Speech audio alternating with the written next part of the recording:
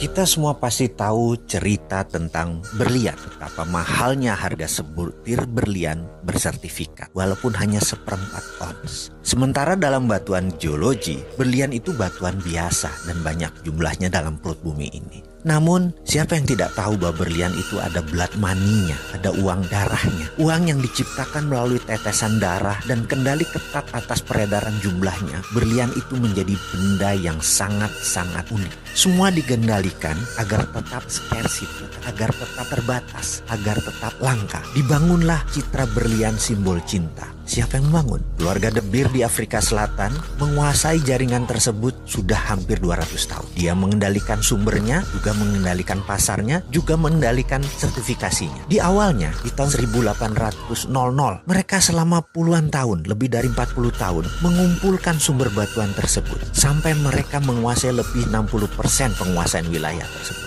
Dan di tahun 1860 mereka mendeklar dengan menyatakan bahwa berlian adalah simbol cinta, berlian adalah simbol kehormatan, berlian adalah sebuah kekuatan, berlian adalah sebuah kemurnian. Dan image tersebut membuat benda berwarna putih bening tersebut berharga ribuan dolar, walaupun dengan gramasi yang sangat kecil. Kalau Anda tahu itu batuan apa, tetapi kita tidak bisa apa-apa. Kita semua sudah menjadi budak atas pencitraan berlian tersebut. Kita hanya menjadi korban pengambil price taker. Kita tidak bisa menentukan harga berlian. Kita pasrah dengan harga berlian tersebut. Apakah ini kesepakatan bersama? Oh tidak. Ini adalah keterpaksaan yang diciptakan. Dan apa yang keluarga De Beer itu ciptakan dalam bahasa sederhana, dalam bahasa ekonominya adalah economic alchemy atau rumus kimia sukses. Citra berlian sampai saat ini sudah 160 tahun. Sudah banyak tertanam di bawah sadar kita bahwa berlian adalah batuan paling mulia dan paling mahal. Kita ambil contoh, kita sekarang punya batu aki, batu kecubung atau batu lainnya. Kita tidak akan pernah bisa mengalahkan citra berlian tersebut. Karena citra tersebut dikawal dengan ketat oleh keluarga tersebut. Sekali lagi,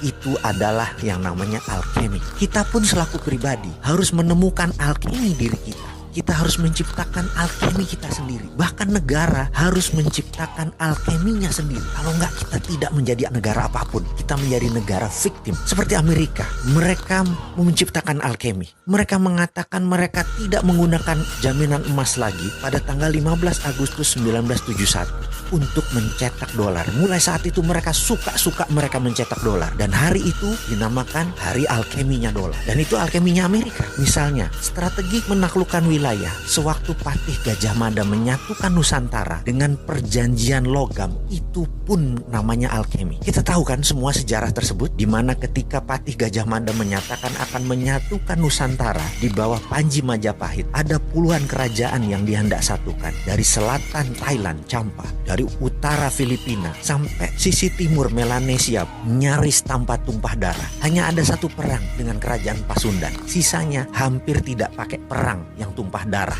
Yang dipakai adalah perjanjian logam. Emas Majapahit dipinjamkan ke berbagai kerajaan dan mereka yang menerima pinjaman emas tersebut menaikkan Panji Majapahit bendera gula kelapa yang berwarna merah putih. Penaklukan Gajah Mada menyatukan Nusantara adalah economic warfare, menggunakan hegemoni ekonomi, bukan hegemoni militer. Cara itu pula yang ditiru Cina dengan strategi obor, one belt, one road, dipinjaminya economic warfare. Apa yang Gajah Mada lakukan? Itu adalah alkemi.